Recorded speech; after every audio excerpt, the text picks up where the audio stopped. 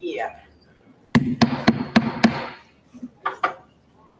At this time, I would like to call the Public Schools of Robeson County Board of Education meeting to order June 11th, 2024. And at this time, we would like to have a moment of silence for those that we have lost in the last months.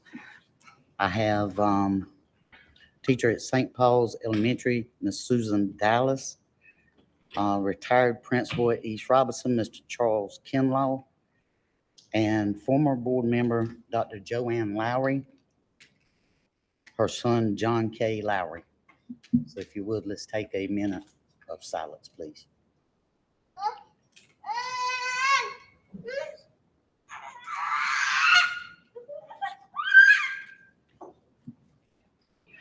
Thank you. At this time, we would have the Pledge of Allegiance, and I have staff down here, correct? Yes. Please stand.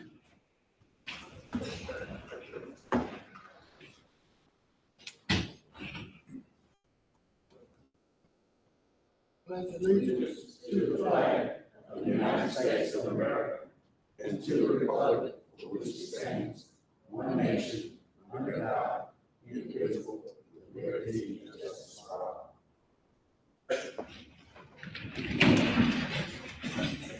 Thank you. At this time, I need a motion to adopt the agenda. I've got a motion by Mr. William Gentry, a second by Ms. Ocean to adopt the agenda. All those in favor say aye. All opposed, no. Motion carries. I need a motion for approval of the minutes open session. Mr. Henry Brewer made the motion to approve on approval of the open session minutes. Ms. Ocean with a second. All those in favor say aye. All opposed, no. Motion carries. Information items. End of year sports recognition for PSRC. Mr. Glenn Patterson.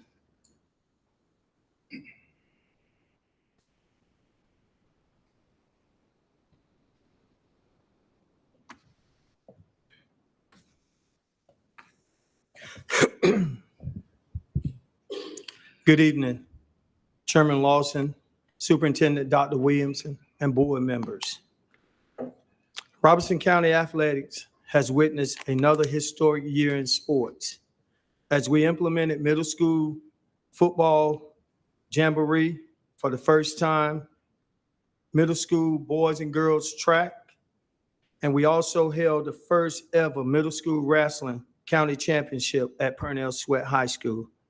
All of these events were successful, and I look forward to making them even better next year. At this time, I would like to take a brief moment to recognize the middle school fall, winter, spring, and sports runner-ups and champions. First, we have volleyball champion, Southeastern Academy. Volleyball runner-up, Littlefield Middle School. Football champion, St. Paul's Middle School. Football runner-up, Littlefield Middle School. Now, girls track, we started girls track, but we didn't have a championship this year. But I would like to recognize a few individuals that had an outstanding year. Jonna Sampson, Nora Johnson, and Ariana Alford.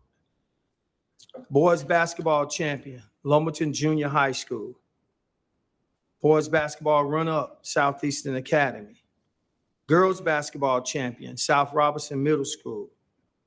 Girls basketball runner-up, Littlefield Middle. Wrestling champion was Pembroke Middle.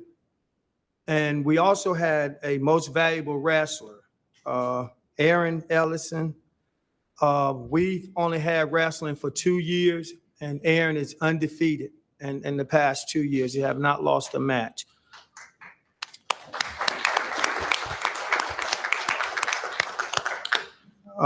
Baseball champion was Pembroke Middle. Baseball runner-up was Prospect Middle. Softball champion was South Robeson Middle. Softball runner-up was Pembroke Middle. Boys soccer champion was Lumberton Junior High. Boys soccer runner-up was Red Springs Middle. Girls soccer champion was Pembroke Middle. Girls soccer runner-up was Prospect Middle. And boys track, again, we did not have a champion, but we had an outstanding runner in Eli Lowry. He ran as a 7th grader a 5:39 mile. And now high school, we had the Robeson Cup boys soccer champion was Lumberton Senior High. Robeson Cup boys runner-up was Purnell Sweat. Robeson Shootout boys champion was Fairmont High. Robeson County Shootout boys runner-up was Pinecrest High School. Robeson County Shootout girls champion was Fairmont High. Robeson County Shootout girls runner-up was St. Paul's High. Robeson County Slugfest baseball champion was North Brunswick High School. Robeson County Slugfest runner-up was Purnell Sweat. Robeson County Slugfest softball champion was Lumberton Senior High.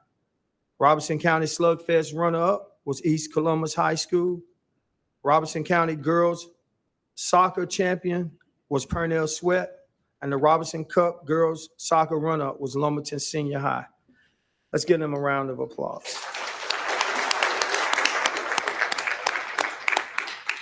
Congratulations to all the coaches and players of each run-up and championship team.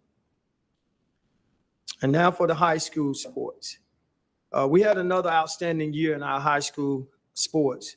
The 2023-2024 Public Schools of Robeson County Athletic produced 8 state champions, 5 state runner-ups, 1 third-place finisher in the state, 4 regional champions, 2 regional runner-ups, 5 conference regular season champions, 12 conference tournament champions. We also produced 3 East-West All-Stars, 1 Blue-Gray All-American football player, and 1 Shrine Bowl football player, 12 conference players of the year, and 9 coaches of the year. This is proof that we have the best athletes and coaches in the state. Let's give them a hand.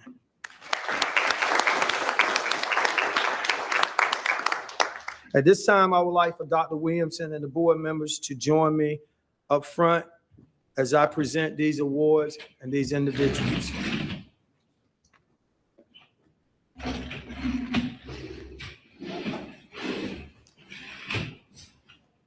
They gonna come through. If y'all line up, if y'all can line up front, they gonna enter and come through and shake your hands and exit out.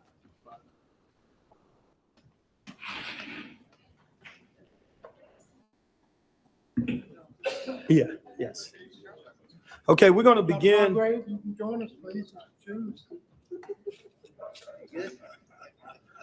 We're gonna begin with Fairmont High School sports accomplishments. For Fairmont, it was SAC 6 conference champion, women tennis. SAC 6 tennis single tournament champion, Helen Beaushore. SAC 6 tennis doubles tournament champion, Skylar McNeil and Madeline Godwin. SAC 6 women tennis coach of the year, Odell Brown. SAC 6 conference champion cross country, SAC 6 cross country coach of the year, Samuel Reynolds. SAC 6 women basketball co-player of the year, Tanaya Sims.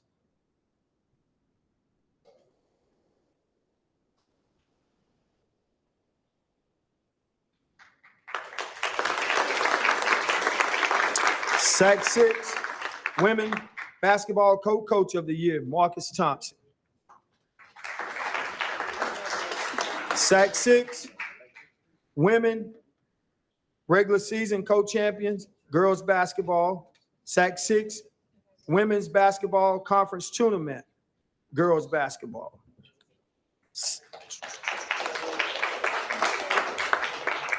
SAC 6 boys basketball conference regular season co-champions. SAC 6 men basketball coach of the year, co-coach of the year, Montrell McNair. SAC 6 conference outdoor track male athlete of the year, Trevelius Leach. And Trevelius also finished third in the state in the 400-meter dash. Let's give Fairmont High School a round of applause. Next up, we have Lumberton Senior High sports accomplishments. United 8 men's soccer conference champions. United 8 men's soccer player of the year, Angel Robes. United 8 conference men's soccer coach of the year, Kenny Simmons.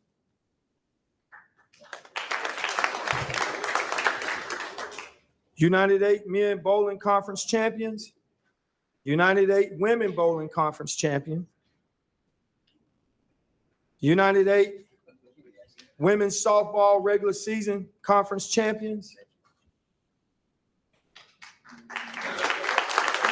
United 8 softball pitcher of the year, Alana Sampson. United 8 conference softball coach of the year, Mackie Register. United 8 men wrestling conference champions. North Carolina High School Athletic Association men wrestling Eastern Regional runner-up.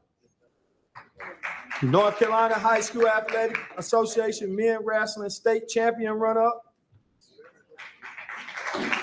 North Carolina High School Athletic Association men wrestling 106-pound class state champion, Trevelyan Hall.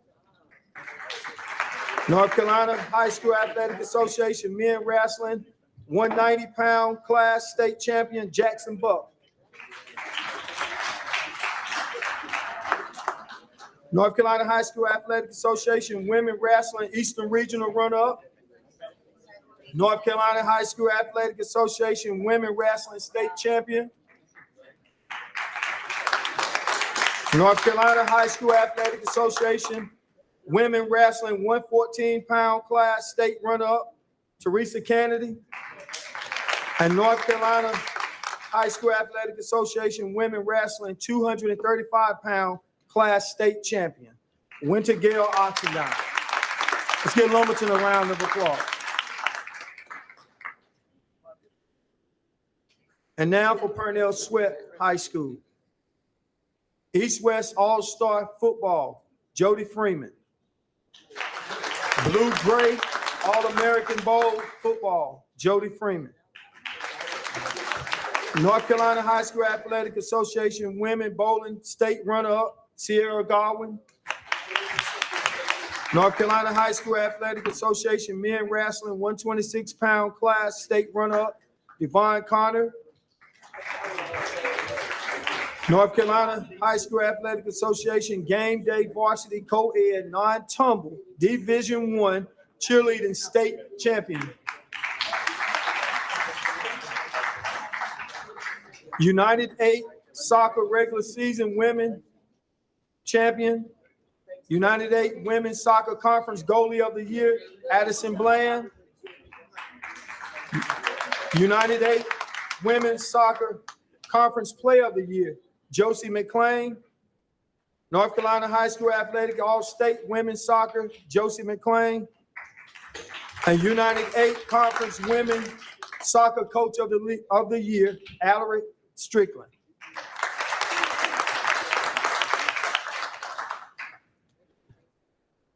Red Springs High School accomplishments. The East-West All-Star Football Selection, Timothy Hammonds. SAC 6 Conference Field Female Athlete of the Year, Monica Washington. North Carolina High School Athletic Association Mid-East 2A Regional Champion Women Shot Put, Monica Washington. North Carolina High School Athletic Association Mid-East 2A Regional Champion Women Discus, Monica Washington. SAC 6 Conference Field Male Athlete of the Year, Julian Evans Bowen.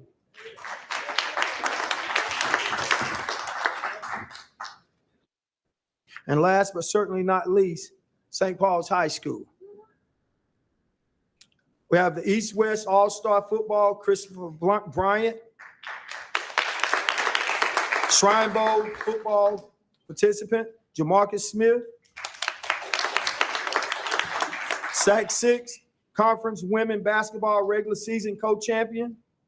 SAC 6 Conference Women Basketball Co-Player of the Year, Jashante Harris.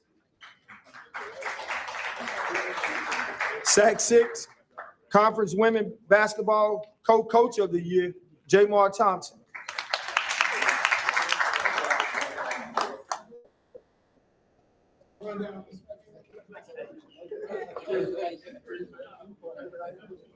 SAC 6 Conference Men Bowler of the Year, Christian Luna.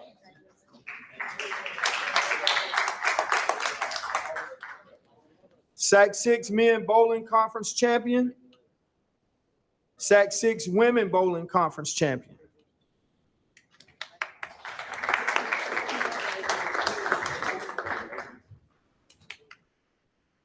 North Carolina High School Athletic Association 2A Men Bowling State Runner-Up, Landon Wendell. North Carolina High School Athletic Association Game Day Varsity Co-Ed Non-Tumbling D2 Division Cheerleading State Champion. The North Carolina Coaches Association Game Day Varsity Co-Ed Non-Tumbler Cheerleading State Champion. SAC 6 Conference Softball Player of the Year, Angel Purcell.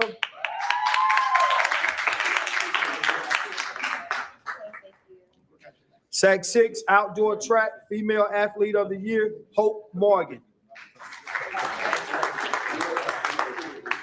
SAC 6 Men Outdoor Track and Field Conference Champions. SAC 6 Outdoor Track Men Coach of the Year, Charles Johnson. I would like to ask those young men if you guys would stay up front. Yeah. They want you to stay up front. Hey, Coach Johnson.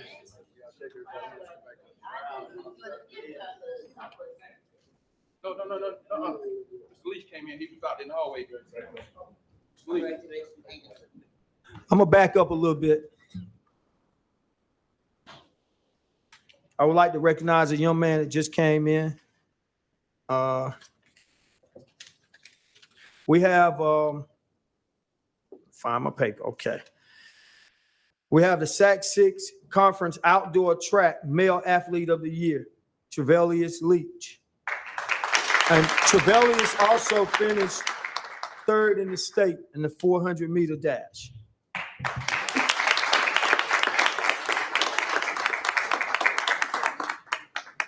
Now, I asked that group to stay up front for a second. This is a very special group. We have the North Carolina High School Athletic Association 2A Mid-East Regional 4x2 meter relay champion, coached by Coach Johnson. Those runners were Markion Fletcher, Theophis Setzer, Adrian Berry, and Charles Johnson. Okay. Also, we have the North Carolina High School Athletic Association 2A Mid-East Regional 4x4 meter relay champions, coached by Coach Johnson. Runners were Quintel McNeil, Theophis Setzer, Markion Fletcher, and Charles Johnson. Okay. And also, these young men was the North Carolina High School Athletic Association 2A men track 4x4 meter relay state champions. Okay, Charles Johnson, Quintel McNeil, Theophis Setzer, Markion Fletcher, and Charles Johnson. Let's give these gentlemen a round of applause.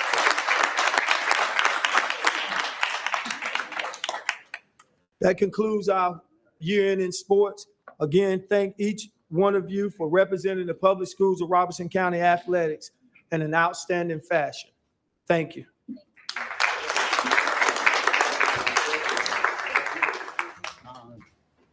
Yeah, maybe. No.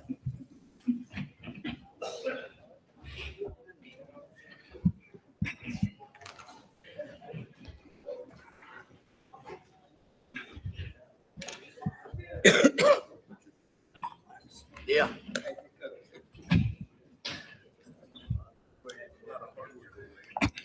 That's right.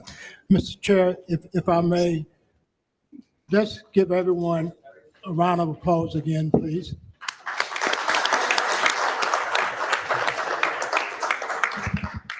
I do want to say thank you to our board members. Your support of adding those middle school sports really made a difference and will continue to have an impact at the varsity level. Also say to all our athletes and to all of our coaches, principals, thank you so much for your hard work, your time that you're investing in our students. Appreciate that. A lot of scholarships walked before us tonight. That's where we're headed with that. And then we want to say thank you to our parents for your time, your patience, picking your kids up and those things. So thank you to everyone. What an outstanding year for the public schools of Robeson County athletics. Thank you.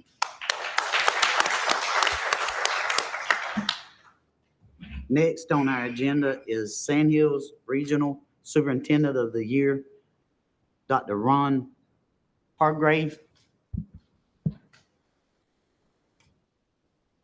Good evening, Chairman Lawson, Vice Chairman Simmons, members of the board, Dr. Williamson. And Dr. Williamson, let me say, I know that you don't want me up here because you don't like recognition. But on behalf of the Sandhills Regional Superintendent's Council, my official duty tonight is to officially recognize Dr. Williamson for the Sandhills Superintendent of the Year. Good news travels fast, so you already know this, but in an official capacity, I'm here tonight. But before I do that, let me say congratulations to all those young folks who just walked before you and to all those coaches. What an impressive looking group and what some outstanding accomplishments that they carry with them. So you have much to be proud of when you see athletes like that walk across the stage and be recognized. So congratulations to them, the coaches, again, to you and the community. That was outstanding. As I am here again to present you with your plaque recognizing you as the Superintendent of the Year, I started by reaching out to a few people just to ask for some comments because I could probably stand here for 30 minutes and you wouldn't like that. You may not have heard this, but during the session where the Superintendent of the Year was being voted upon, there was one name called, and then immediately the nominations were closed. And someone made the comment, you can start with that name every year at the top of the list, and that can be our Superintendent of the Year. And to have one of your colleagues to say that says a lot about what they think of you as a leader. And it is because of your leadership and the respect that not only the leaders in the Sandhills have, but leaders across this state have, that you are being recognized. I also reached out to a superintendent from another region and just said, give me a comment on Dr. Williamson. I'm going to be recognizing him tomorrow for the Sandhills Regional Superintendent of the Year. And without hesitation, he said, one of the most, if not the most, respected superintendent across our state. He has helped us all to understand that leadership matters every single day for every single child. And I said, can I quote you on that? He said, any other time you could, but I wish you wouldn't this time, because I have a regional superintendent who's going to have to compete against Dr. Williamson for State Superintendent of the Year. and he didn't want his name to be before that superintendent. I also reached out to Mr. Jack Hope, the executive director for the North Carolina Superintendents Association, and he said Freddie Williamson exemplifies these three things. One, leadership matters. Two, relationships matters. And third, student success matters more than anything. And that was Mr. Jack Hope from the Sand Hills from the North Carolina School Superintendents Association. So again, Dr. Williamson, there are many accolades that could be shared with you. You have exemplified outstanding leadership over the course of your career. And anywhere you go in North Carolina, you will hear people say, leadership matters.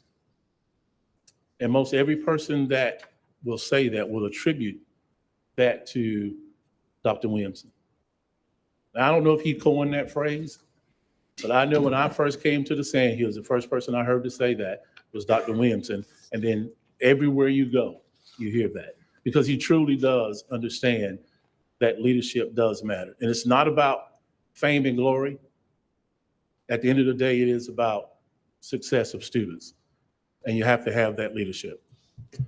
So Dr. Williamson, I'm going to ask if you will come and I present you with your official plaque naming you the Sand Hills Regional Superintendent of the Year for 2025.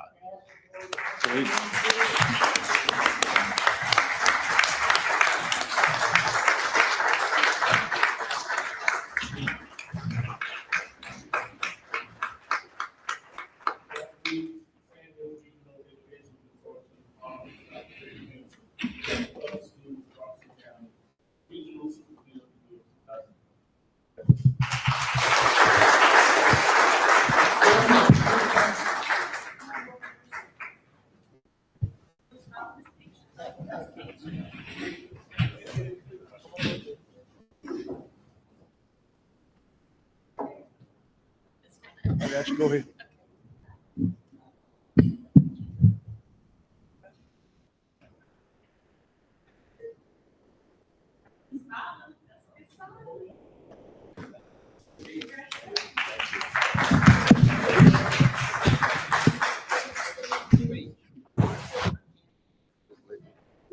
Oh, thank you, appreciate it.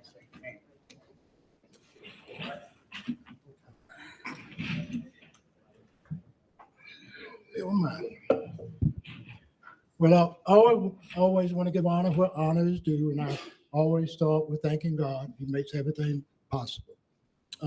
Dr. Hargrave, thank you so much for your leadership in the Sand Hill region. Thank you for your friendship, and to my peers who saw it to do this, to this wonderful, wonderful board. I think I'm 20 years as a superintendent, and I'm having the best time of my life now. I really am. It is just so wonderful. So I thank you and appreciate you so much to all the employees of this district. And it is an honor to represent the Sand Hill region and the public schools of Robeson County at the next level. But thank you so much for your support and this honor. Thank you.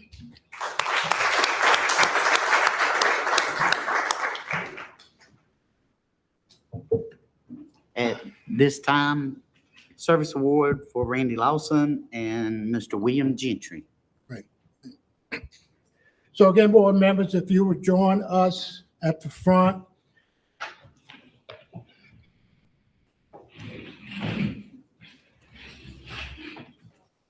Yes, thank you.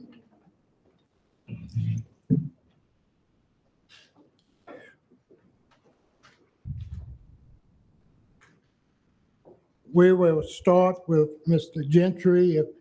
Jessica, if you read his plaque, please. So this service award is given in recognition of your outstanding efforts and dedication as a member of the Public Schools Robeson County Board of Education. The 21,500 students and 3,000 PSRC employees express sincere appreciation for services rendered as a board member for wrong plaque. for 4 years. Your continued support and dedication to educational excellence for the public schools of Robeson County students and staff has created a legacy of success and opportunity for our citizens. Congratulations. Thank you.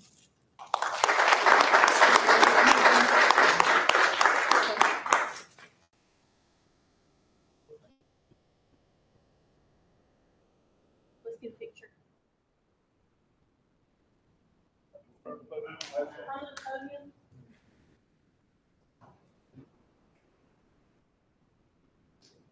That's just gonna.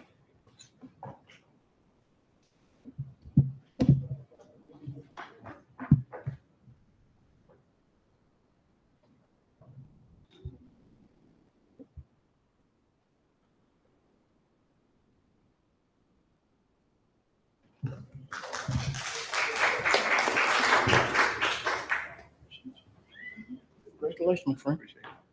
Don't give a long speech, man. Mr. Gentry, we'll give way for you to make some comments, and then anyone else that want to make comments. And again, thank you for your service, sir. Thank you, Dr. Williamson. Thank all of you. This has truly been one of the highlights of my life. As an educator and an educator in the public schools of Robeson County for 30 years, I had the privilege of serving in that capacity. And of course, now I've had the honor and privilege of serving on our Board of Education for 4 years. And it's been an honor. There's been a lot of hard work. Many of you have guided me along the way. I hope that I've made some contributions along the way as well. And again, I just thank all of you for your continued service, and note that hopefully I will be available if there's something that I can assist any of you with in any fashion or form, whether it be education or in some other realm. I hope to be available. I consider all of you friends as well as colleagues, and as we witnessed again, as we witness every day, what a school system we have in every capacity, whether it's athletics, academics, leadership, administration, moving forward. I mean, just look at all that has happened and will happen in the next few years. And again, I am blessed to have been a part and hope to continue to be a part of public schools of Robeson County for a long time to come. Thank you very much. Anyone else? I'd like to say on Mr. Gentry's behalf, I started not to say anything, Mr. Gentry, but I had a change of heart. And I'm saying that to say that because that's Mr. Gentry's password. Mr. Brewer, I had a change of heart. But we appreciate you as being a team player. You've been a great asset to our school system. On the policy committee, I got the opportunity to work with you, and you shared a lot of previous experience, and that's valuable in bringing policy and keeping it up to par to meet modern day standards. And I want you to know we appreciate you. I want to briefly say that I met Mr. Gentry's wife first, and she was an absolute beautiful, adoring, kind, sweet woman. And then I met Mr. Gentry, and invariably, almost every time I part company with Mr. Gentry, he says to me, "I'm praying for you." I don't know what kind of mess he's been trying to send me all these years, but I want him to continue to say that I'm praying for you. But I appreciate what you've done for us.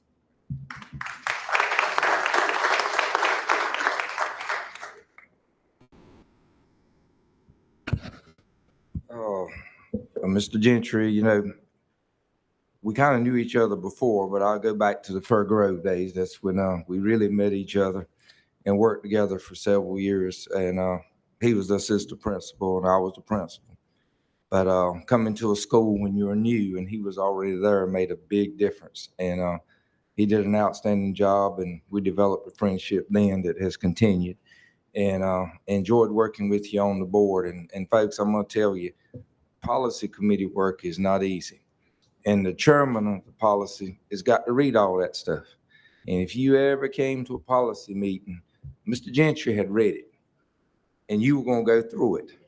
And it could get tedious, but he did it, and we knew he had done his homework away from the meeting. So there's a lot of policies being written, the state helping us, and then going back through them. But when Mr. Gentry went through it, you knew it went through. So Mr. Gentry, I thank you for everything you've done and enjoyed our friendship and continue to have God's blessings.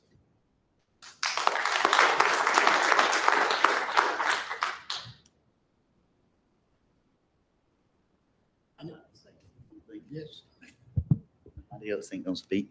Mr. Gentry, I appreciate your service. I appreciate you serving on the committee and committees, and especially the policy committee, for all the policies that we have to go over each and every month and week and year. And I just appreciate your friendship and what you've meant to the public schools of Robeson County. Okay, thank you.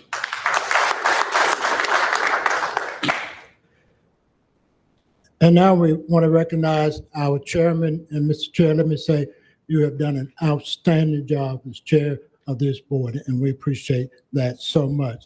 Jessica, if you come and read the plaque, please. In recognition of your outstanding efforts and dedication as a member of the Public Schools of Robeson County Board of Education, the 21,500 students and 3,000 PSRC employees express sincere appreciation for services rendered as a PSRC Board of Education member for 12 years. Your continued support and dedication to educational excellence for the Public Schools of Robeson County students and staff has created a legacy of success and opportunity for all of our citizens. Thank you.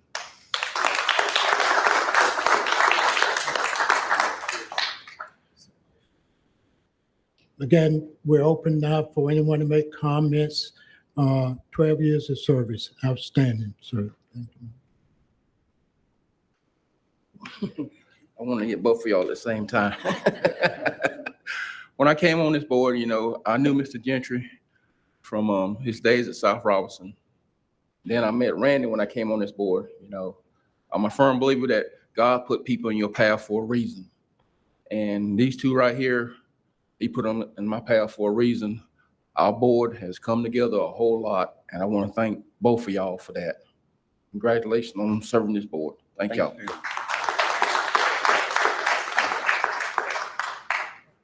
May I make one comment? Randy, you have exhibited exceptional leadership. I knew you had leadership qualities, but I've had the privilege of almost now a year to have been under the scope of your leadership, and I personally thank you for all that you have done and will continue to do. Thank you. I'm gonna piggyback on what John Simmons said, and I've known both of these men my whole entire life, basically. And it's like Dr. Williamson said, leadership matters, and with these two men, leadership does matter. But I'm gonna tell both of them tonight, and I know this goes for the rest of the board as well. Once a board member, always a friend. Oh, yeah. Yeah. And that's where I'm gonna leave it at, and I appreciate y'all. That's it.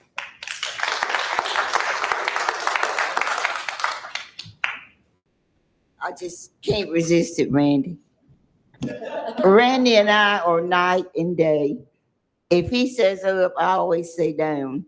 But we tend to meet in the middle and get along. We've had our differences, but we still break bread together. When we walk out of here, we go in there and we eat. But I appreciate Randy's leadership, and I want the public to know that Randy and I still love each other. Come here, Randy.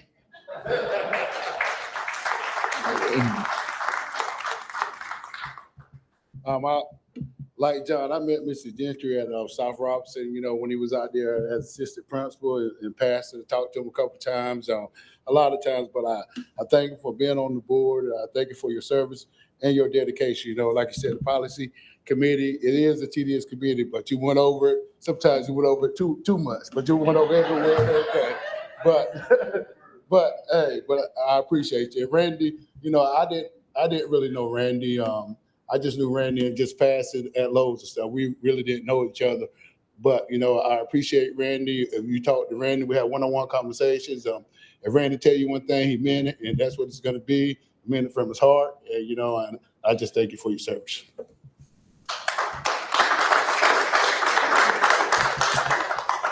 So I'm new.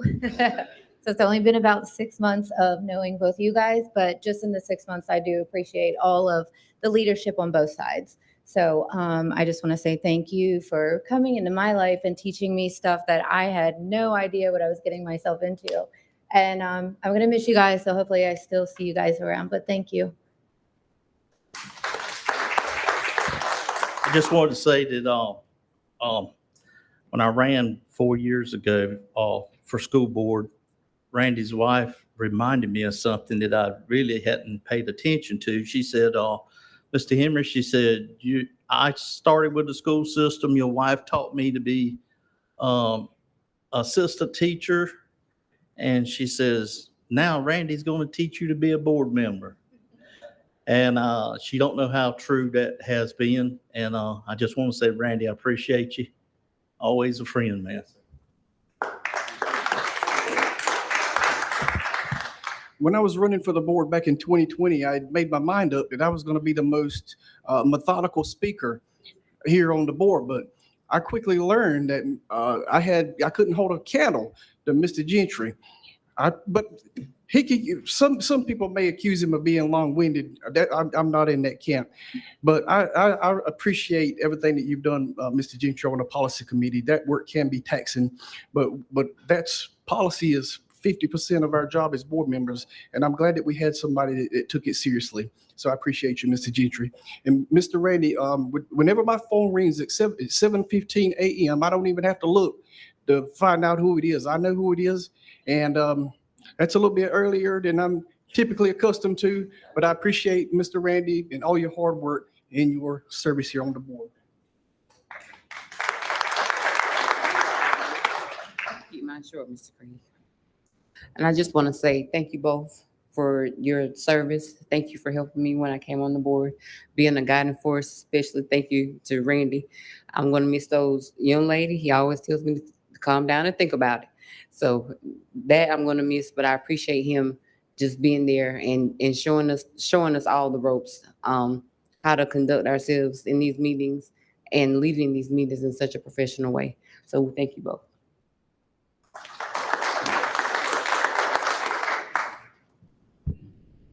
Mr. Lawson.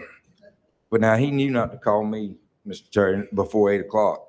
There's no good to call me before 8. But Dr. Manuel kind of echoed a little bit. Now, Mr. Randy, we know we disagreed. We disagreed. We agreed. We did both. And you're not going to agree with everybody all the time. If you do, something's wrong.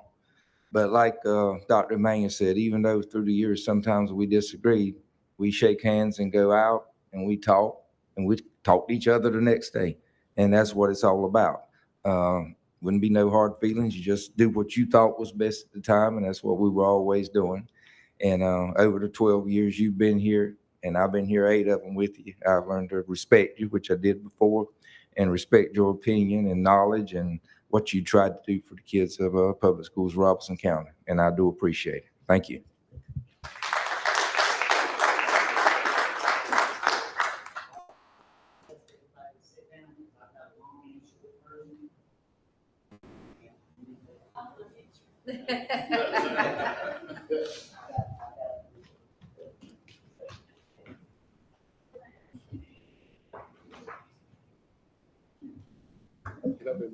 Get up there next to Randy.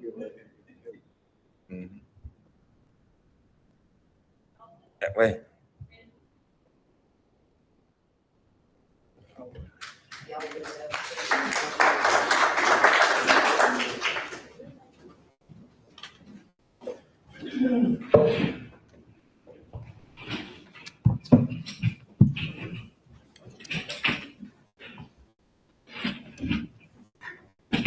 They've already mentioned many things that has transpired over the course of 12 years. But over the last week, I have had time to think about the past 12 years. And this morning I tried to sit down and write everything, and I've got a trash can full of paper. So I come up with this. And every time I started to write something, I said, well, Vontae said the short version, but really and truly, there is no short version because it's 12 years of constant working and learning and processing. Mr. Craig? All right. So with that being said, and getting Mr. Craig's approval to do this, reflections over the last 12 years. 2 years, two terms were four terms at large. I'm sorry, were 4-year terms at large. One term was 4 years, District 7, which I am completing at this time. I want to first thank my wife for support and encouragement and people and putting up with all the phone calls and people in general saying negative things about her husband and the public schools of Robeson County. She has been my rock, and I thank you and love you. I want to thank all my immediate family, my son Blake, my mother, my big sister Cheryl Page, and her husband Dick Page, all my aunts and uncles and other family members who supported me and told me that I could do this, and the countless Robesonians who supported me on election day. Like I told you, Bunte, this is the long version, brother. Steve Martin, Dwayne Smith, Brian Freeman, Miss Loisteen DeFries, for helping me to learn and understand how PSRC and Board of Education works. Laws, policies, what you can say and what you can't say. To Dr. Johnny Hunt, former superintendent, for having a vision for the CTE high school that is now coming to a reality. Former Superintendent Tommy Lowry and former Superintendent Shanita Wooten, for your years of service to PSRC. To every former board member and current board member, thank you for your sacrifice to the public schools of Robeson County.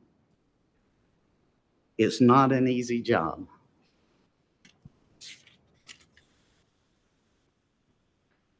As I came on the school board in July of 2012, in March of 2013, I had a setback. I had pneumonia, which turned septic, causing all my major organs to shut.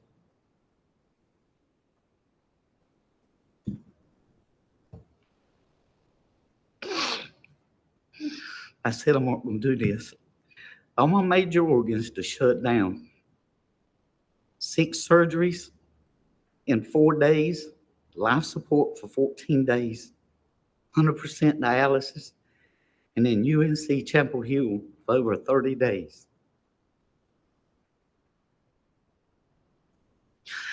Some of the first words I said when I came off life support and could not really even speak, I said that I had a school board meeting to go to.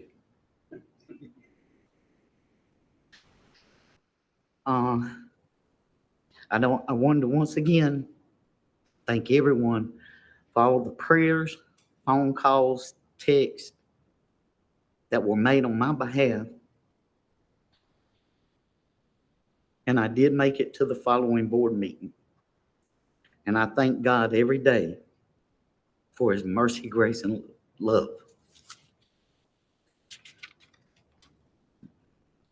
In 2016, Hurricane Matthew that caused a 500-year, and some people even say 1,000-year flood that paralyzed Robeson County like never before. They said it couldn't happen like that again.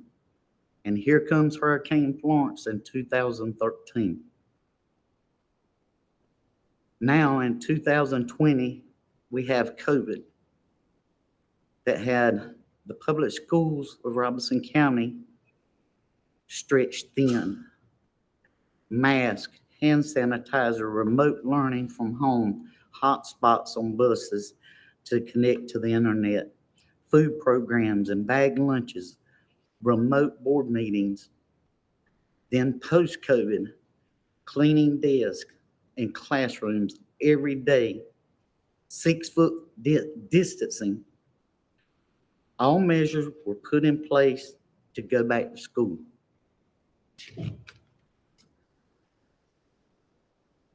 I want to thank Dr. Williamson and his cabinet, central office staff, and every PRC employee for your dedication and work ethic, and for following through in the most difficult of times. Ms. Erica Setzer for keeping all the finances for PSRC and the funds afloat and having flawless audits. Assistant Superintendent, Mr. Bobby Locklear, for his work ethic and all the phone calls and meetings, the maintenance issues across PSRC's district, and getting the job done, and having a heart for PSRC, leading the way for the new construction on the CTE High School and Planetarium. You have done a great job, Mr. Bobby. Thank you for your service to PSRC. Now let's get it done.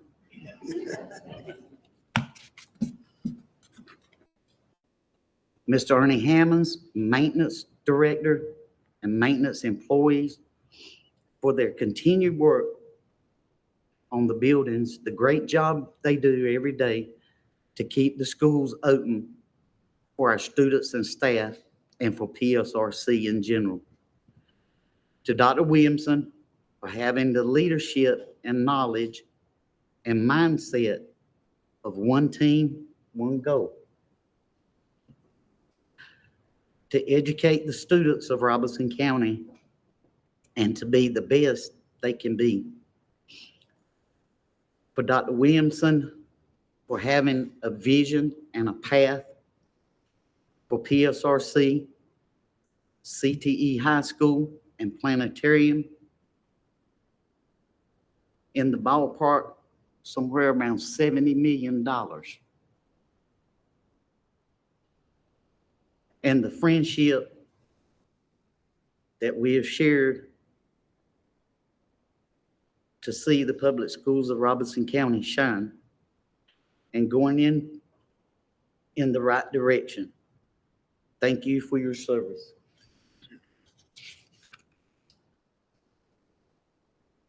In the last 30 years or so of the PSRC has really only had 2 attorneys.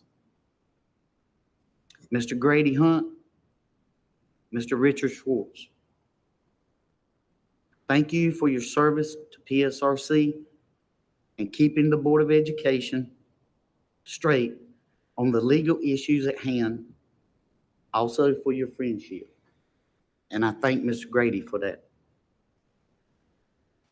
To the current and soon-to-be elected board members coming on in July, thank you for your public service and dedication to PSRC and keeping the focus on every student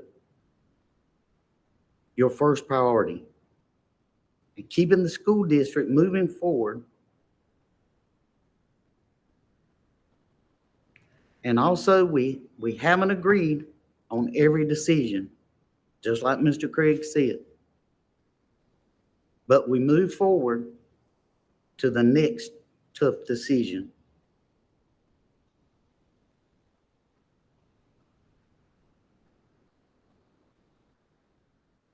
It wasn't personal, It was the business of the public schools of Robeson County. You've got 11 board members and 11 different opinions. Thank you for your friendship, each and every one of you. And I'm getting close, Vontae. To John Simmons, thank you for not only being vice chair to the Board of Education, but serving as chairman as I was your vice chair, and the friendship we have made that will last a lifetime. Thank you, John.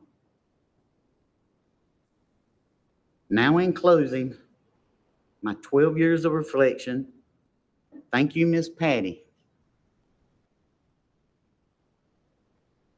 for all the phone calls, reminders, emails, text, and letting me know what was next for me to sign, to come by the central office and sign. I will truly miss you. Thank you for keeping me straight and for having everything laid out at each board meeting and your service to the public schools of Robeson County.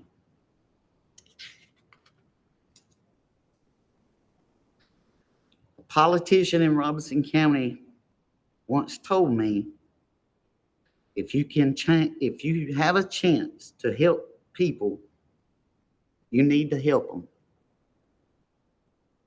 It's the right thing to do. PSRC is in the education business, but we are also in the family business. And we will continue to be family. I want to thank each and every one of you for your services, what you've committed to the public schools of Robeson County, and serving as a public servant for Robeson County. Thank you.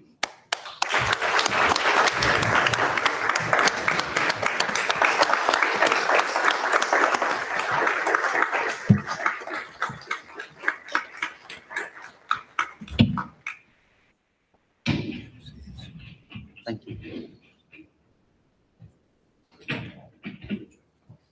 Thank you. All right, moving on with the business. I don't know that we can after that. Come on. That's a reflection. Next is child nutrition, health inspection, recognition. Mr. Bobby Locklear.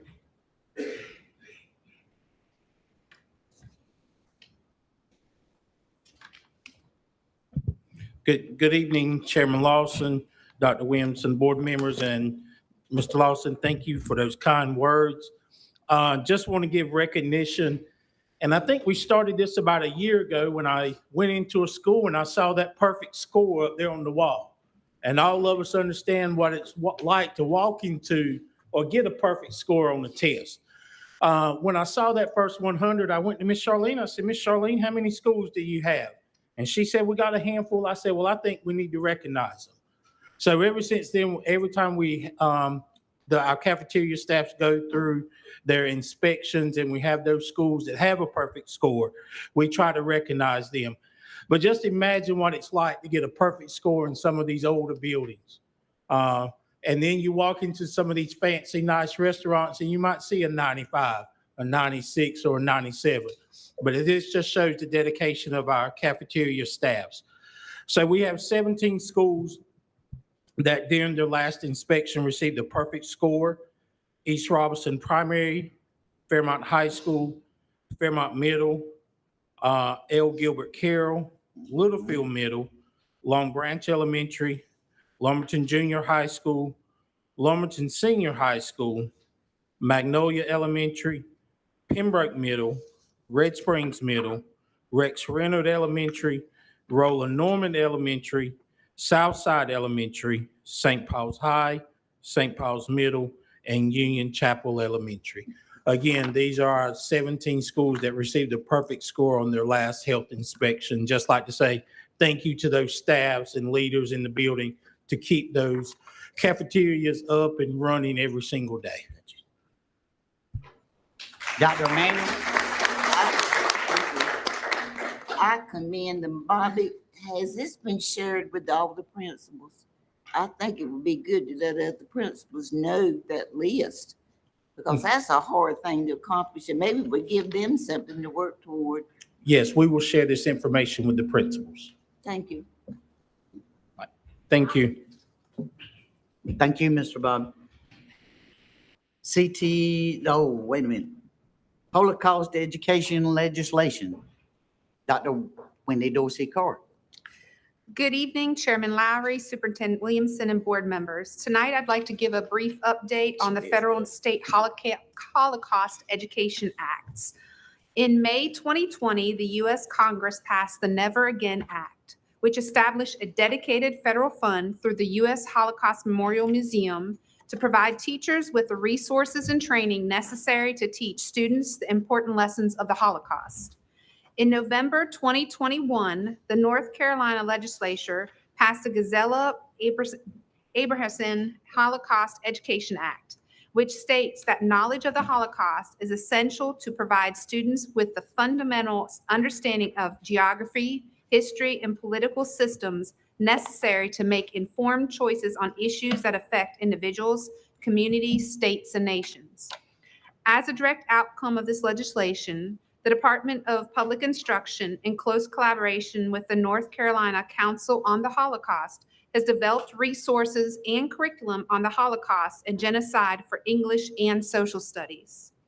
Holocaust education is to be integrated in both social studies and English courses from grades 6 through 12, with the exception of a previously mentioned economics and personal finance course for the upcoming school year. In order to make sure that this is put in place, we have been working with grade 6-12 curriculum and pacing for English and social studies using the Holocaust resources that we have received through the state.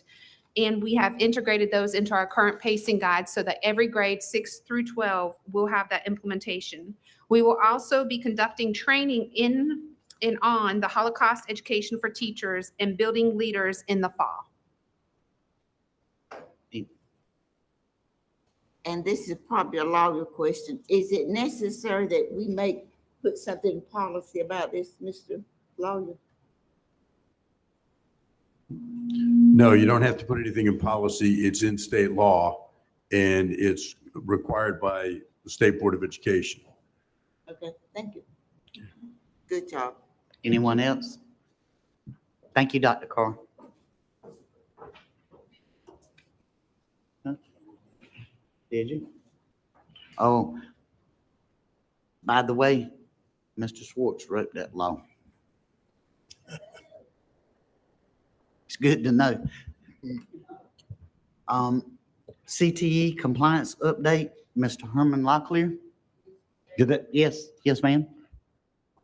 To be so talkative tonight, but upon review of this CTE information, Yes. it complies with the standards with the federal government, and I make a motion that we approve it as is. It's just information. Information, okay. Yeah, So, we I ain't mean- got to the motion making yet. Well, and Dr. if we Manning. do have to down the road, make a motion, but anyway, we'll do it. But anyway, unless the board members want to ask questions about it, but his information follows the federal guidelines.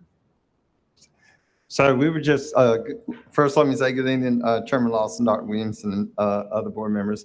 For the compliance component that we received back in, I think it was October 22 when we had our monitoring visit.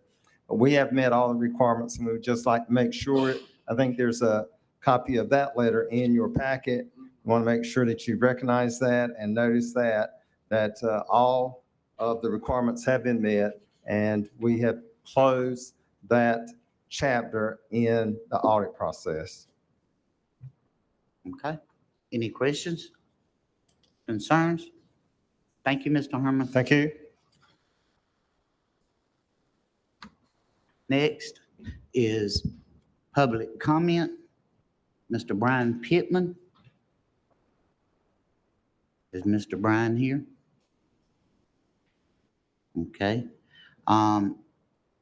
Miss Kimberly Tyler. Is she here? Okay.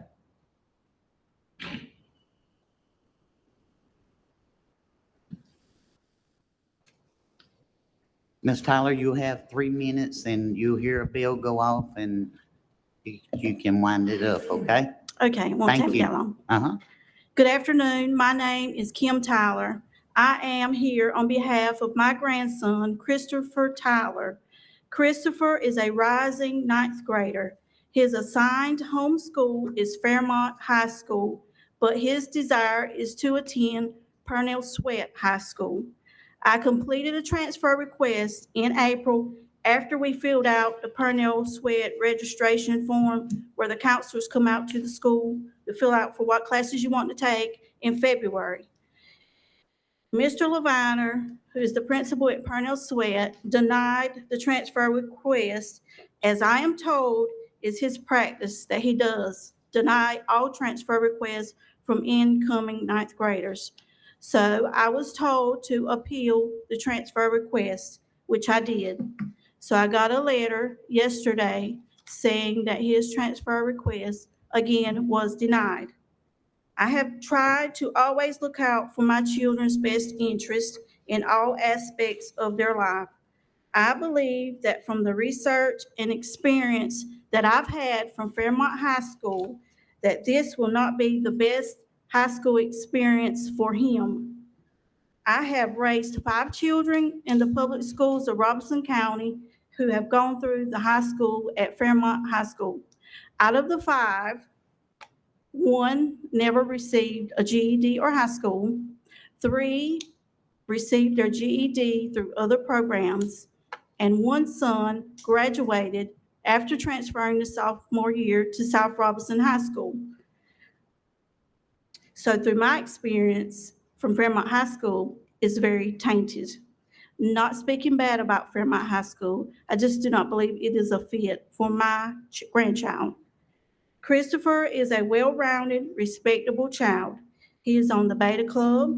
He received the most awards out of all the 8th graders at South Robeson Middle School. He is on the church youth Bible drill team, where he's advanced to the state level for the past 4 years. Yes, he is 6'2" and he weighs 260 pounds. And yes, he plays sports. He plays football and he plays basketball. He has a love for football, and just like everything else, he gives it 100%. And Mr. Vontae, he's very good. He knows sports are secondary to his academics. He understands that God comes first, family is always second, and that school third is academics third, and sports are, fourth in that order. He understands at this age, at 14, I didn't. Thank you. Thank you. Next, we move to action items. Fiscal year 22-23 audit. Ms. Erica Setzer and Lee Grissom.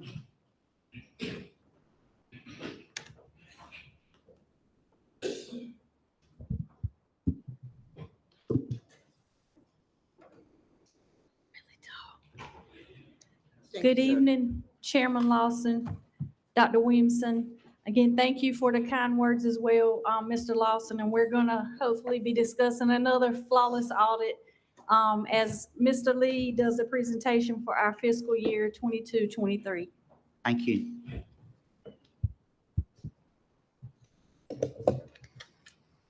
All right, good evening. This has mostly been positive stuff to sit through, lots of awards, lots of positive stuff. So it's a good meeting to present the audit. So I'm here to present the audit for June 30th, 2023.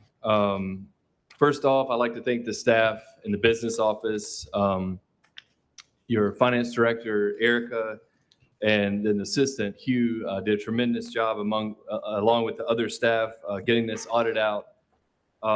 We issued an unmodified report that used to be referred to as a clean audit opinion on the financial statement audit. And The big piece of this audit, or at least the risk from our standpoint, is always the federal grant expenditures, which for this fiscal year exceeded 79 million. And then the state grant expenditures were 179 million. So we did a lot of our focus on the compliance work around those, the grant revenues and the grant expenditures. And there were no compliance findings for this fiscal year. So that's also extremely positive. So again, unmodified opinion, and there were no compliance findings, which is, again, that's where most of the risk is as far as we're concerned. The audit was submitted to the Local Government Commission on May 15, 2024, and it was formally approved last Wednesday. So that was June 5th, 2024. I do want to point out the last 6 audits have been, at least in the Local Government Commission's eyes, they've been late. They would like the report submitted by October 1st. Ideally, October 31st. In my opinion, it's a little bit unrealistic. We do a lot of government audits. I mean, I'm at least 30 underneath my name, and the compliance work required for a school board's audit, I mean, it's just a lot of work, and a lot of work on our staff, a lot of work on your staff. But the Local Government Commission, they considered this late, the audit. But I mean, other than that, I mean, we pretty much a flawless report from our standpoint, from a compliance standpoint. We had all of our compliance work done before the deadline. We just were not able to get the report out by the deadline. From an internal control standpoint, we're required to test internal controls with governmental audits. We went through all the significant areas, cash receipts, cash disbursements, bank recs, segregation duties, reviewed everything, looking for control deficiencies, and particularly relative to other government units that we looked at, and there were no internal control issues. So another extremely positive there. Erica did a great job helping us prepare the 79-page financial statement. It just keeps getting more and more complicated. A lot of it's unnecessary. It seems like difficult to read, but Erica does a good job. In the accounting records, a lot of government audits we have a lot of auditor entries and very few auditor entries in my experience with the school board. So the books are in good shape, and that indicates you can trust the financial information that you're getting on a monthly basis. A couple of housekeeping items. Staff quickly responded to all of our requests. We didn't have any disagreements with the management. No illegal acts that we came across. We did not consult with other auditors. And again, the management provided full access to records. Overall, the financial position increased for this fiscal year by 42 million. So that was a strong increase in the statement of net position. Total assets of June 30th, 2023 was 164 million. Total liabilities, 291 million. And then your net position's at a deficit of 105 million. And that's because of your pension liabilities that are sitting on your books. Your general fund balance at June 30th, 2023 was just at 6 million. The school food service net position had a slight decrease this fiscal year at 92,000. Capital outlay fund spent 3 million of fund balance this fiscal year, down to 10.6 million at June 30th, 2023. The one thing when you're looking at financial metrics for the school board relative to a lot of governments that we audit, with all the federal grant money coming in, it's really hard when you graph it out and see year to year. It's just all over the place. So it's really hard to present graphs for everybody because there's just so much variable funding coming in and out. So really, we focus on the compliance work when we're doing the audit. And again, no issues there. Just to point out also, we had no budget overages. So the staff did a good job spending within the board approved budget.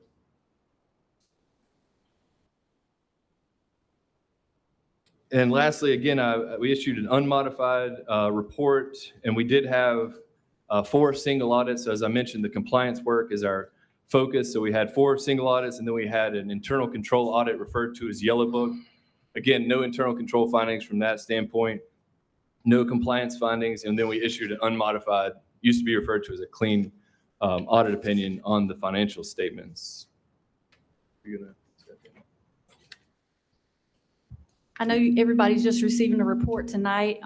If there are any questions, we can answer those at this point. But I want to say I appreciate Mr. Lee and his team coming through with his opinion on our financials. So would our vote be just to acknowledge the receipt of this, or? Yes, you vote to acknowledge receipt of the audit, acceptance of the audit, not approval of the audit. Correct. The approval's done by the LGC. Okay.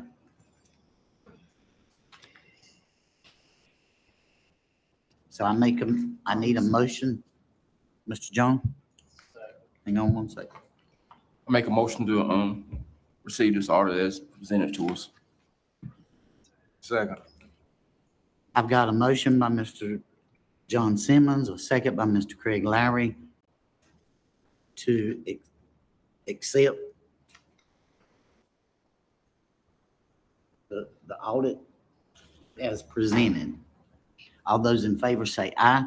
Aye. All opposed, no. Motion carries. Thank you.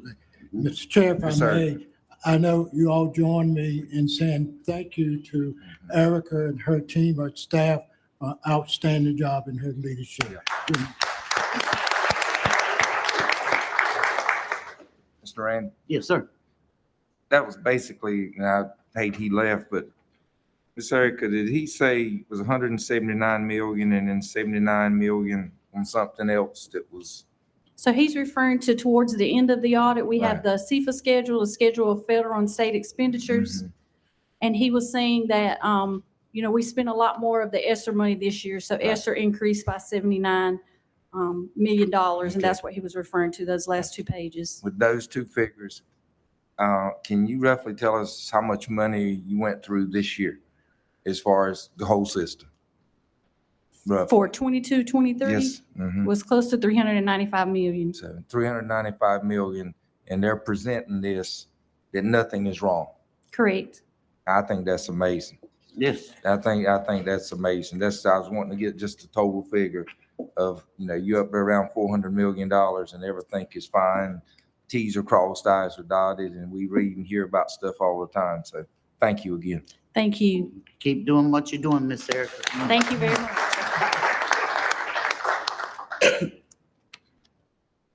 Next, I have 2024, 2025 PSRC scheduled board meetings. Dr. Williamson? So Erica, after a great report, we got to spend some money tomorrow. Come on. Mr. Chairman and board members, in your board package is a schedule for PSRC regular board meeting for the 24-25 fiscal and academic school year. Asking your approval of the schedule, please. Second. I've got a motion to approve the scheduled board, PSRC board meetings that was presented by Dr. Williamson. John Simmons has made that motion. Mr. Henry Brewer made the second. All those in favor say aye. All opposed, no. Motion carries. Great, thank you. Next, transportation contracts. Oh, did I skip something? I'm sorry. CT Plan 2024, 2025, and I was looking at it over here. Yes, Dr. Mann. I make a motion that we approve the CT plan for 2024 as presented. I've got Dr. Emmanuel making a motion for the CT Plan 2024, 2025. And a second by Mr. William Gentry. All those in favor say aye. Aye. All opposed, no. Motion carries. Thank you. Thank you, Mr. Herman. Now, Dr. Guzman, transportation contracts. Good evening, Chairman Lawson, Dr. Williamson, board members. In your board packet is a list of contract transportation services for the next contract year. If you notice also on the side, the reason for the difference in insurance is the amount of students that they are able to carry at that time frame when they're operating. I asked for board approval for these contractors due to the fact that we have ESY, and also early college that will need to be operating very shortly. Well, Mr. Chair. I've got a motion by Mr. Vontae Leach to approve transportation contracts, a second by Ms. Melissa Ocean. All those in favor say aye. Aye. All opposed, no. Motion carries. Thank you. Thank you, Dr. Gooden. Legal retainer and contract. Discussion of the board. You had it in your packet? Yes.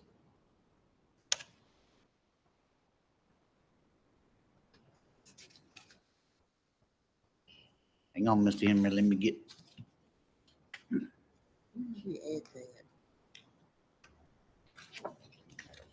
I got it, but it's not on the agenda. Go ahead, Mr. Henry.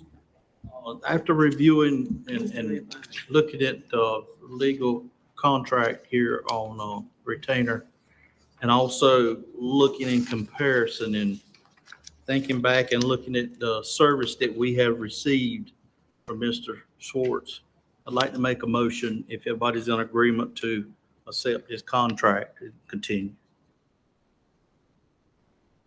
I have a motion. Second. I have a second. I have a motion by Mr. Henry Brewer. I have a second by Mr. William Gentry. Any discussion? Mr. John Simmons first, and I'll get Mr. Trabery. I'd like to make a substitute motion that we negotiate his contract instead of the one that's presented before us right here.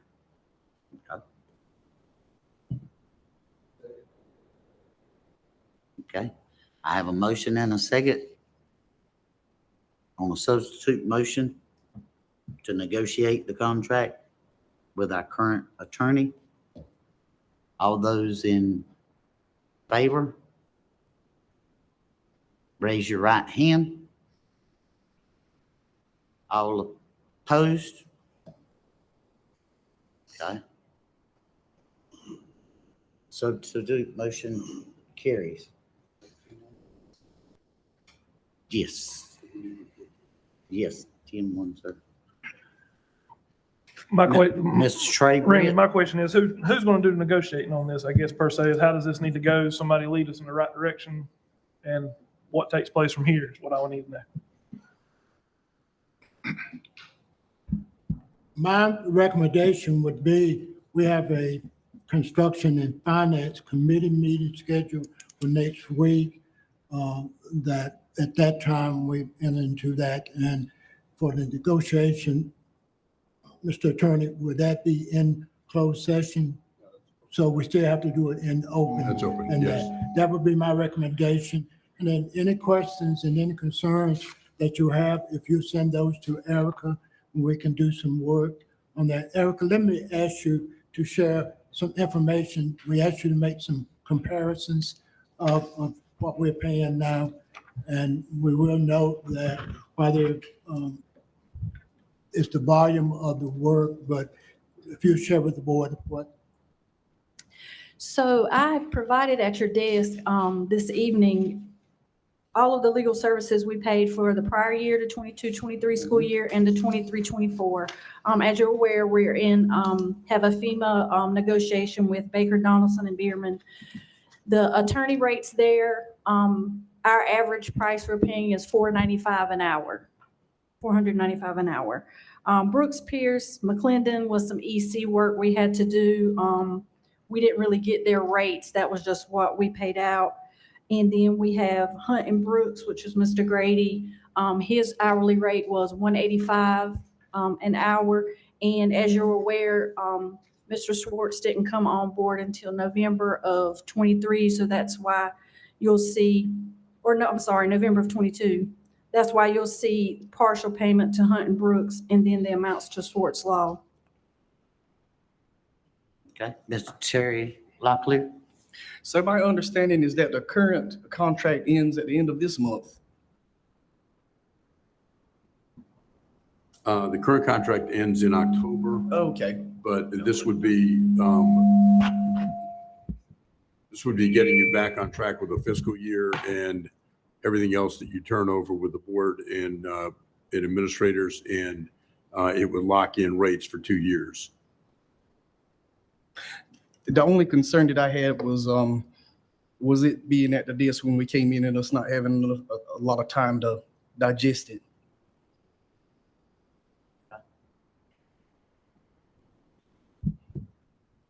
Mr. Schwartz, will you be at that construction finance meeting for us to ask questions and that sort of thing to be able to speak on that? Or are we going through a third person, or can we speak directly to you at the construction finance meeting? Yes. Sounds good. Okay, Mr. Craig? This is information that could be brought when we meet. If Mr. Schwartz is, coming and doing workshops during the day, we don't know about it. And we got rates here or what the workshops will cost, but if you could go back and look and say, well, this is how many we did this year. So to have an idea of, okay, this is what we're looking at, that would help. That kind of information, so we could know what we're looking at from that standpoint. If it's for the board or for principals, whoever it's from, so we would know what we're looking at there. Absolutely. Patty, did you capture that, please? And again, any concerns that you have, if you will get those to Erica and Patty, we would have those addressed for you for the meeting. So, And when we originally looked at the contracts, there was about A through G, if I remember correctly, options to choose for Mr. Schwartz. And part of that was we chose option F, which did include various workshops that have occurred over the span of the contract we're in. How many has happened? Yes, sir. we will include in that information, the bulk of his work has been for EC and resolving some long-standing litigation issues, and so we'll have all that for the board. Yes. Mr. Terry? Just a quick comment for the good of the order.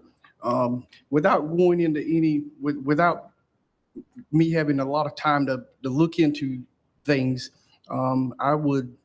it's almost like, in my mind, that the attorney's paid for itself. So we've been able to, during Mr. Schwartz's tenure here, we've been able to negotiate a lot of funds that's come back to the district in many ways. So I just wanted to note that I appreciate his service in that way. Mm-hmm. It's been a learning experience with the firm, and again, that's my only concern, is just the details being here when we got to the meeting and us being asked to vote on it tonight. I thought I'd have a little bit more time. Thank you. And we're going to move this to the construction finance portion. Yes. And we'll go from there. And you'll be getting that information from Miss Patty, Miss Erica. All of these things are going to be worked out before we have that construction meeting, Mr. Bonte. Okay. Sir. Mr. Chair, if I may, please, let me ask Patty. Patty, we did send this out in May, correct? This information.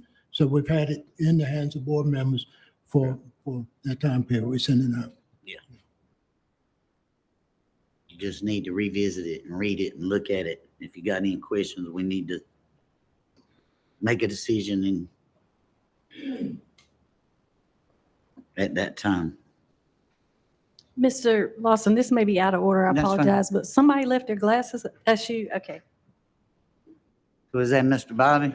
I got mine on, so I know it's not mine. Spring 2024 policy updates. Mr. Bobby Locklear, Mr. William Gentry. Yeah, he might need them. Chairman Lawson, Dr. Williamson, board members, again, as what we've alluded to already in our speeches to Mr. Gentry, we held our policy meeting last week. And again, that was another very thorough meeting we had. We shared with you the spring updates as presented to us by the North Carolina School Board Association. And just want to draw your attention to one additional policy. during that policy meeting, we did make an update. The committee made a recommendation to our athletic policy, and I made that addition and placed that at your desk today. The only difference in 3620 from the policy that was in your board packet, a concern of the committee was children who transfer or who go through the transfer process and then then make a decision to go back to their home school. Are they going to be able to play athletics? And the consensus of the committee is that that should not be allowed. So on page 2 of 5, in work with the School Board Association, C, we added the statement. However, if in the same school year as the reassignment or transfer, the student then transfers again, the student would be ineligible to participate in athletics for the remainder of the school year. But other than that, the policies presented through our policy committee last week, there are no other changes being recommended. Right quick, Mr. Bobby, read it one more time so everybody understands. Yes.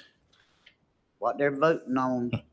And so, Mr. Chair, if I may, just to give some history on the athletic policy, before we came to the policy committee meeting, we did look at our current policy 3620, and in conversation with the School Board Association, she suggested that we totally rewrite that policy because of the one we had did not align with any other policy out there and did not align with the current athletic standards. So that's why we have a complete rewrite here of our athletic policy.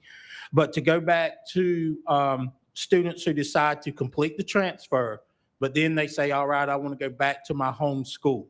So the statement we've added is, however, if in the same school year as the reassignment or transfer, the student then transfers again, the student would be ineligible to participate in athletics for the remainder of the school year.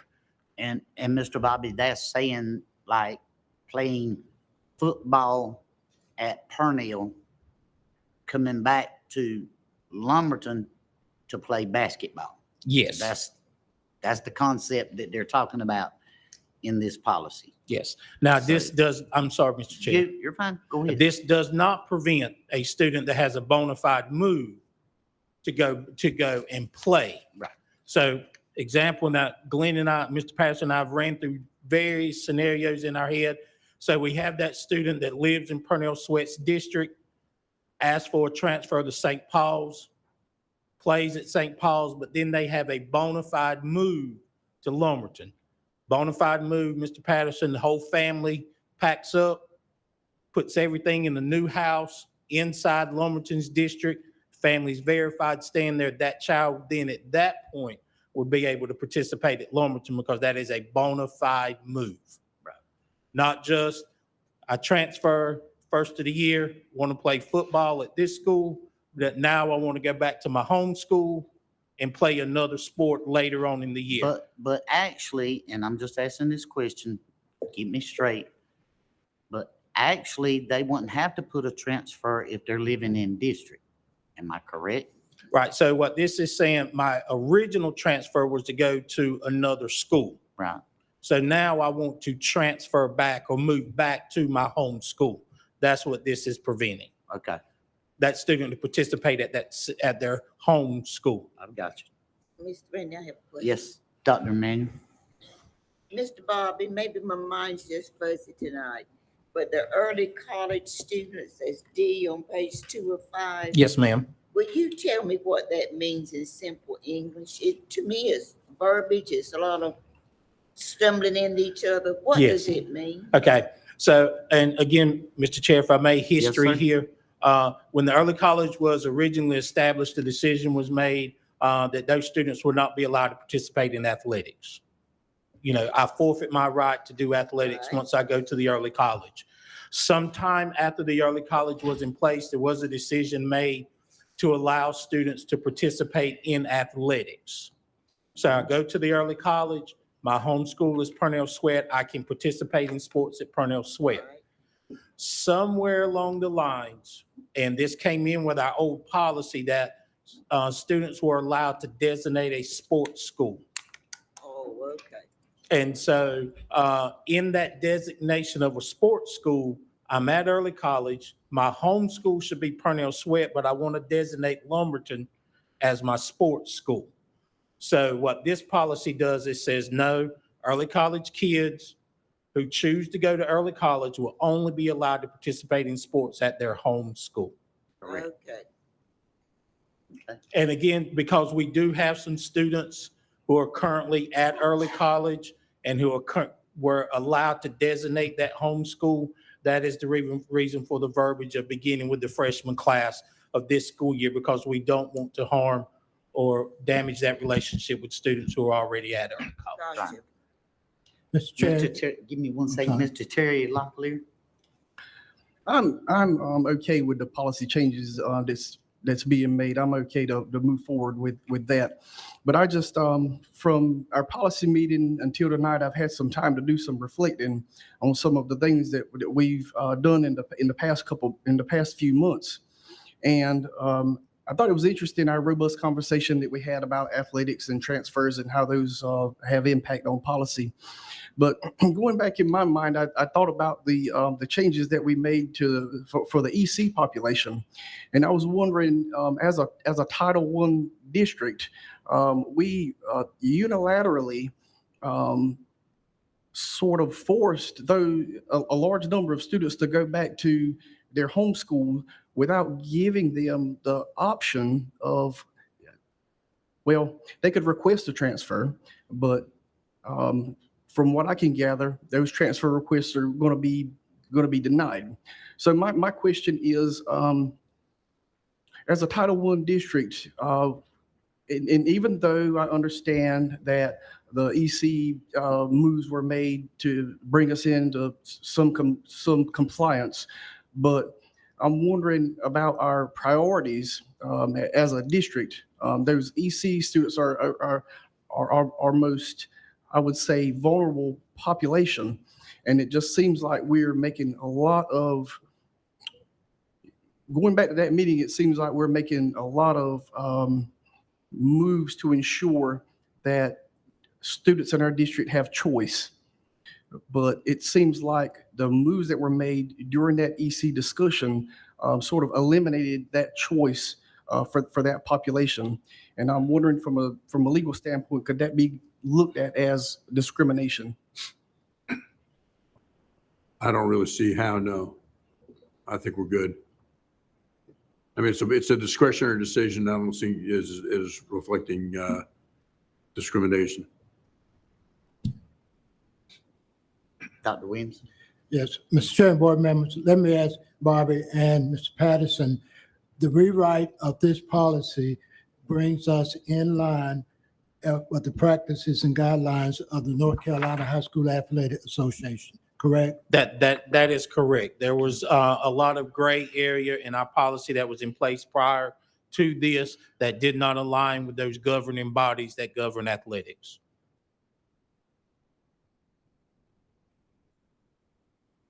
Dr. Manuel?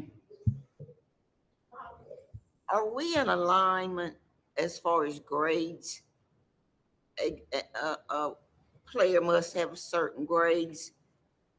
Yeah. We got sort of out of whack with that. Now, did we, and I apologize for not being here the other day with the meeting, are we okay with our policy with the grades, and is that enforced? Yes, so what we did, again, with this complete rewrite on B1A general rules, so what in that paragraph pretty much says there is that we're going to follow the rules that are established by the governing body. Everyone in here knows that athletics in North Carolina is changing the way they're being governed, but by putting that specific statement in there, whatever rules are established by the State Board of Education, then we're going to follow those rules. So what that does, that prevents us every time there's a rule change, we're not coming back updating our policy because we're aligning it directly with the State Board of Education policies. Is there a motion and a second that we can have on this, board members? Second. So, Mr. Chair, if I may, before you get started, I also included policy 2120 at your desk. You got a pending motion and a second. I think you need to deal with these separately. Okay. I've got a motion and a motion by Mr. Craig Lowry and a second by Ms. Melissa Ocean to approve the update policies that Mr. Bobby has presented. All those in favor? 3620. 3620 is the policy number, correct? All those in favor say aye. Aye. All opposed, no. Motion carries. Mr. Chair, if I may, on this policy, Ms. Patterson or Bobby, clarify the attendance rule in terms of participation. Attendance rules for this particular policy is 85%. And again, that aligns with the State Board of Education attendance policy for athletics.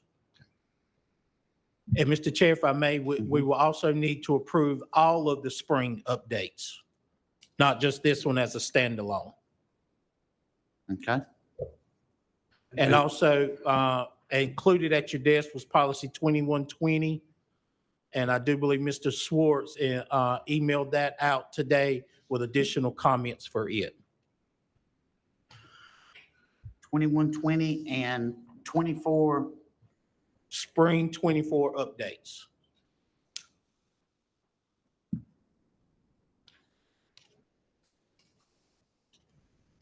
Mr. Creed.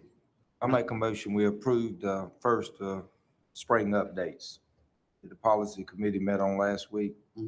I make a motion, we approve those. Okay, well, what about the 2120? That's separate. I think that's separate, right? Do we have You can one? deal with it separately. Yeah. Okay, I need Mr. Craig Lowry made a motion on the policy spring 24 updates. I need a second. Mr. William Gentry's made a second. All those in favor say aye. Aye. All opposed, no. Motion carries. I need a motion on policy 2120.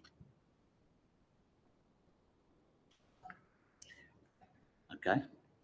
Ms. Melissa Ocean has made a motion on approving policy 2120 as presented. This is revisions to the Code of Ethics for school board members.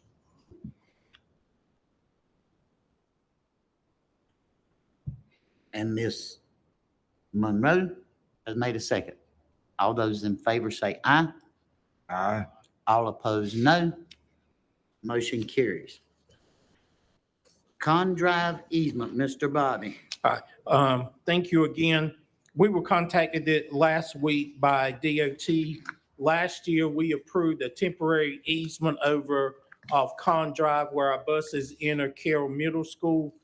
In their work now, they would like to move that temporary easement to a permanent easement.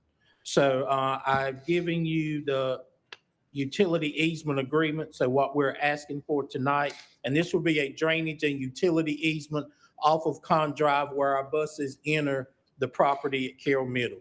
So they're going to follow the same guidelines we gave them last year. Of course, the work cannot interrupt the school day because that is the only entrance we have for buses on that campus. But we are asking for approval tonight, pending legal review of this, to grant this easement to DOT. And they are providing us a compensation of $5,310 for that easement. I've got a motion by Mr. Vontae Leach and a second by Mr. Henry Brewer.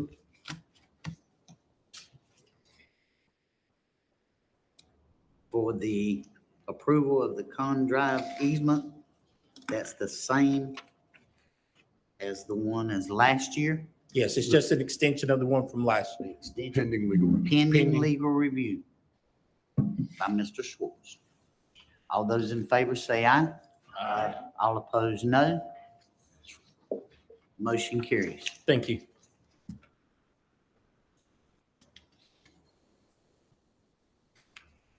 Next, Ms. Erica Setzer, Budget Amendments 2324. Good evening. You will find budget amendments for state, local, federal, capital outlay, and enterprise funds. They were in your packet, and I can answer any questions anyone has regarding those amendments. Ms. Circle, anything changed? No, sir. Make a motion to accept as presented. Mr. John Simmons has made a motion. Ms. Melissa Ocean has made a second on the budget amendments 23-24. All those in favor say aye. Aye. All opposed, no. Motion carried. Continuing resolutions 24-25. So the continuing resolution is also in your packet, and we typically haven't done a continuing resolution, but when we start getting a budget delayed and it's October, November, December, we want something in place to protect the board and our financial position. So this just says that we can spend up to our current year, 23-24, 90% until a budget is adopted. At such time a budget is adopted, I'll present a budget to the board that will supersede this document. Mr. You got your button on, Terry? So is this essentially saying that we're going to continue using the same budget as we did last year until the state adopts their budget? Correct. I'll make a motion that we approve. Second. Okay, I've got a motion on the continuing resolution 24-25 by Mr. Terry Locklear. I've got a second by Mr. Henry Brewer. All those in favor say aye. All opposed, no. Motion carries. Ms. Erica Setzer, audit engagement, S. Preston Douglas. So I included in your packet as well the contract for S. Preston and Douglas to now move forward to our 23-24 audit. And this is a copy of their contract was included, and we're asking for that to be approved so they can start audit work for the current year we're in. John. Second. I'll second that. Okay. I've got a motion by Mr. John Simmons to approve the audit engagement S. Preston and Douglas contract. And Terry made the second. All those in favor say aye. Aye. It was Terry. All opposed, no. Motion carries.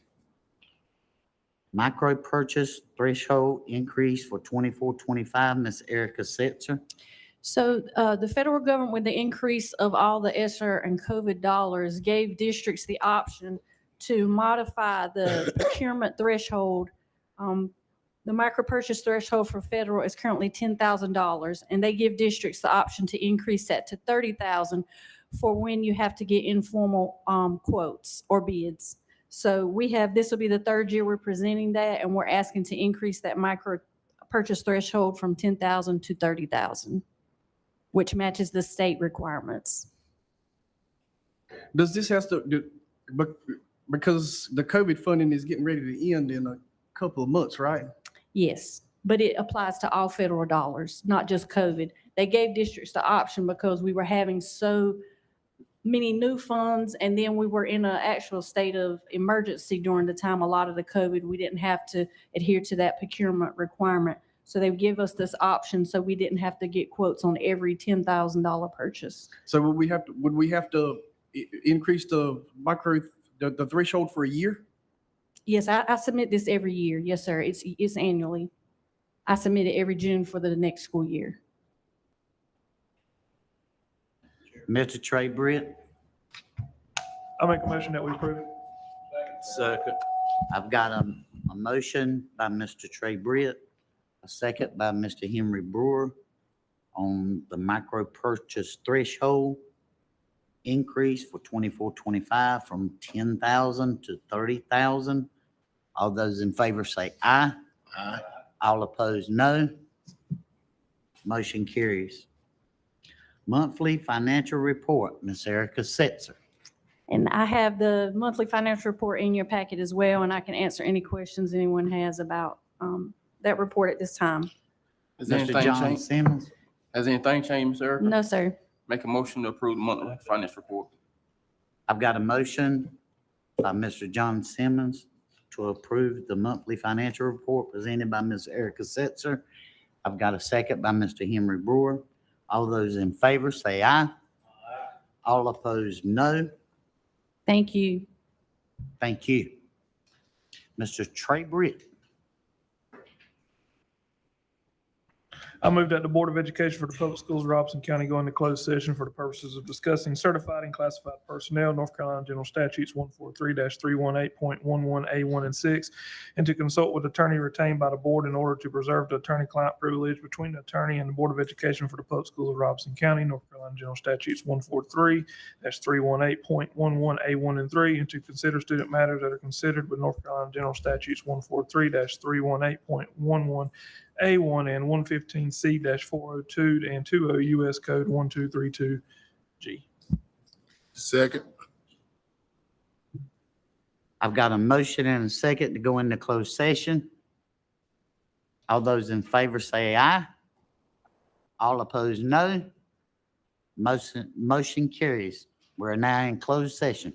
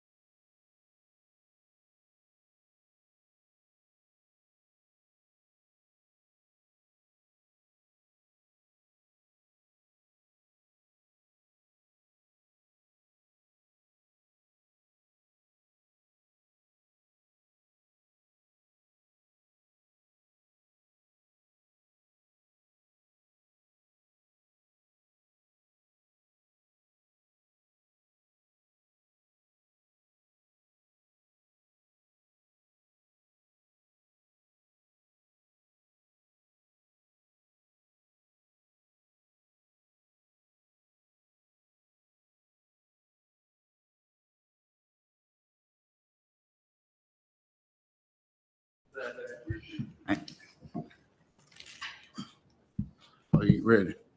Hit your, Did you get it? Did they get it? what'd you do?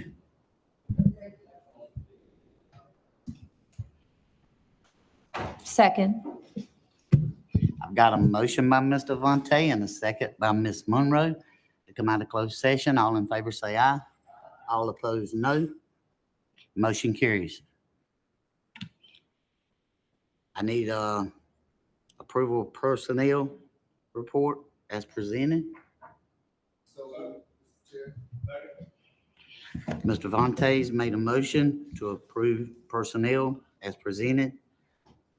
Mr. Gentry with a second. All those in favor say aye. All opposed, no. Motion carries. Motion and a second. I need a motion and a second for closed session minutes.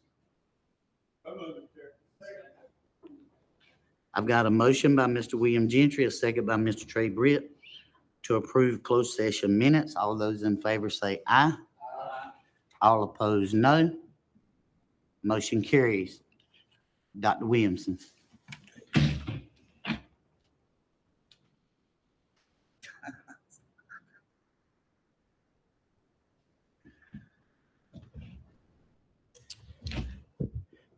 Mr. Chairman and members, I am requesting your approval on the recommendation that we name Mr. Matthew Locklear, who is currently principal at Lap and Raz, as the new principal of Pembroke Middle School, please. Here, let me get you on. Second. I've got Ms. Ocean making a motion on Dr. Williamson's recommendation. And Henry with a second. All those in favor say aye. Aye. All those opposed, no. Motion carries. Matthew, you got 1 minute. Hurry up.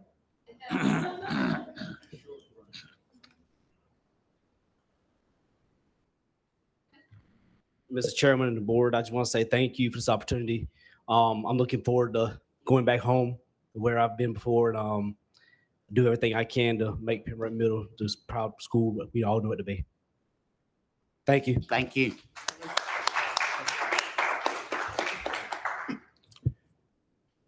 Mr. Chairman and members, I'm also recommending Mr. John Collins, who is currently serving as the AP at Shining Stars Pembroke, as the new principal at Lap and Raz.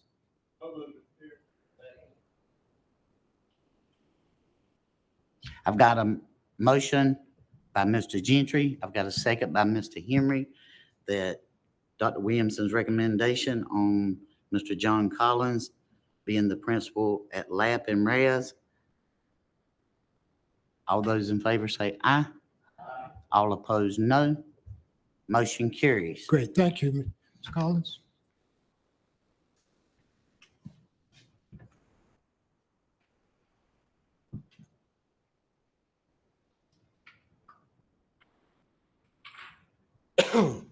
Chairman Lawson, Board of Education, Dr. Williamson, thank you for the opportunity.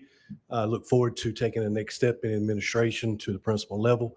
And I'm just excited that the school system that educated me, I'm now an educator. So I thank you for the opportunity and I look forward to working with all of you. Thank you.